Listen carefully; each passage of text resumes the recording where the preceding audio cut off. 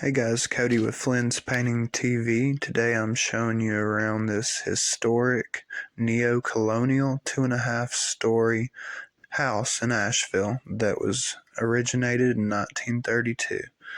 It was a real joy to be here and be able to be a part of history. This is a brick home. We used super paint flat on the brick, and trim we used super paint satin, and it's the Greek villa color. Here's the mahogany doors that we turned to paint grade.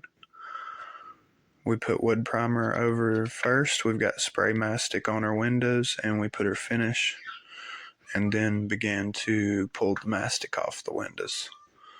Coming up is your finished result. There's the raw mahogany, and we're painting that brick all around this premises. And this is how the mahogany doors turned out that we spray finished with a fine finish 311 tip. Fine finish low pressure. This home was originally owned by a locally famous builder and architect with the name of L.B. Jackson. This house is a real prominent showpiece in Asheville's architecture. Mr. Eldridge Wells Rawls with the Abstract Painting Company is who gave me the pleasure to paint this home. We do a lot of colonial homes here in Asheville. Here's some of the plaster piece that had to be repaired. In the front, real elegant piece. And here's us doing a little bit of work up on the dormers. There's 3 of them up front. There's also 2 chimneys on this home. And we're coming around the back now. Here's the pergola that got a prime coat and 2 coats of finish.